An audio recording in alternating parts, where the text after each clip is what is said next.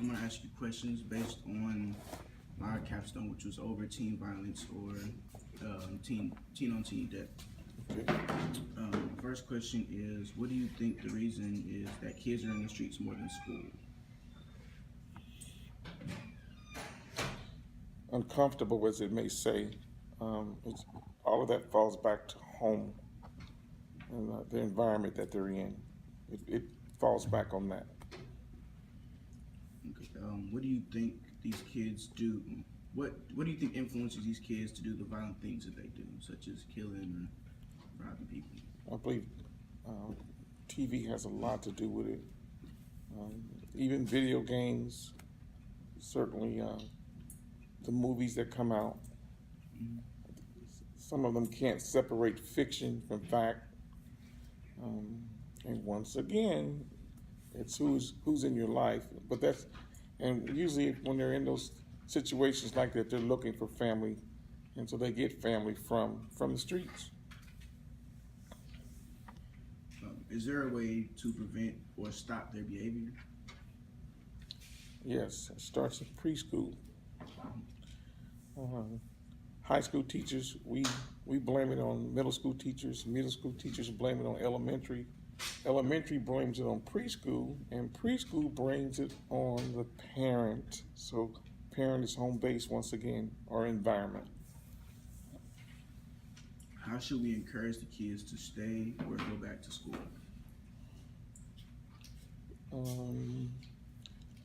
Put them around some positive environments. Get them out of their comfort zone. Take them out of the city. Take them places that they haven't been, to let them know that there's another world.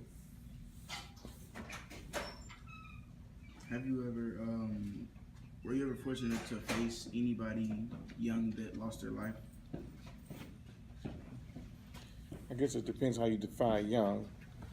I think I probably know more people who have taken young people's lives, and that's unfortunate. Right on my block, I would say there are 3 convicted murderers that I grew up with. Were you ever faced with anything that the kids go through nowadays, such as lack of supervision of parents growing up? No. I don't even consider myself old school, but no, because Mr. Jones would tell on us, Reverend would tell on us across the street. So if we did anything bad, even around the corner, Miss Jacks knew my mother, so we did devilish things, but we didn't do horrible things. Right. How can we get the parents to send their kids to school and actually care about them? I have this conversation mainly with my 3rd hour class, and we had a conversation, and it's like all of them had experienced the same thing, and most of them were girls, and most of the negativity they had was towards men, and it's kind of hard to break that ice by me being a male teacher. At first they looked at that as a negative thing, but then they found out that there's some good men that do exist. Do you think that placing the children in boys and girls homes instead of living with their parents will have a better result for school attendance? Yes and no. Because I personally have some students who don't come to school, and their parents know they don't come to school. And I often ask, how does it happen? Because over in Kansas, it's called truancy, and you miss so many days that that parent and that child is going to have to go to court. So I don't understand that, but a lot of them that don't come to school are at home. Do you know anybody currently or in the past who lost their life at a young age? From the ages of, I think, 14 to about 24. Yes, at my previous school, we averaged a death per year, and that's too many. Every year. Every year.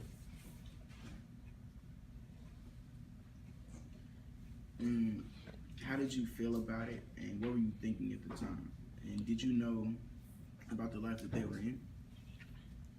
Yeah, I could take it one student, particularly the latest one that died of gun violence. Definitely wasn't his mother. She loved that boy. He was very talented in basketball. Loved playing the drums, but it was who he associated with.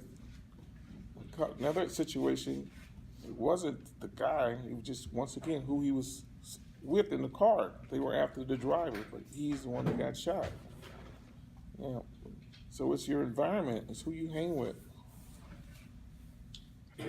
How do we get kids to open up and talk about their problems and the things that they go through?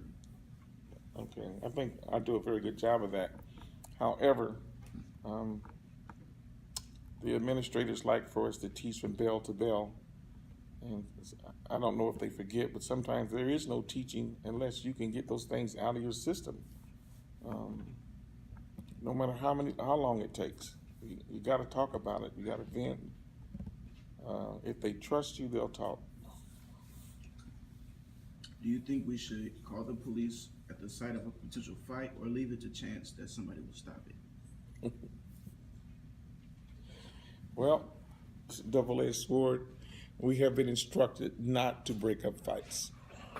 We have been instructed to push away the students that are not involved, and then have security break up the fight. That's what we've been instructed to do. Why do you think these kids are so aggressive and ready to snap at any point? Well, I certainly experienced that this morning, and probably at least once a day. And there's so much anger. So we need social workers here more, or if we have any, we need more. We need social workers, we need more counselors. We need a crisis team to come in when you guys experience things out in the community. That affects your learning. It affects all of us. Mm-hmm. And what can adults do to prevent their kids from possessing deadly weapons such as guns and knives at young ages? Well, once again, when I was coming up, we had Boy Scouts, we had the Boys Club, we had all those things to channel our energy in. And I don't know if they have Boy Scouts anymore in the inner city, but those kind of things, and those leaders would take time out with us and get us right. They didn't abuse us, but they just showed us a better way. And last question, what do you see as the root cause of violence in our communities? Poverty. The have and the have-nots. Just compare our schools to the suburbia schools. It's sickening. It's depressing what we don't have in the inner city versus suburbia. All right, that's all. But thank you, Mr. Mayor. No problem.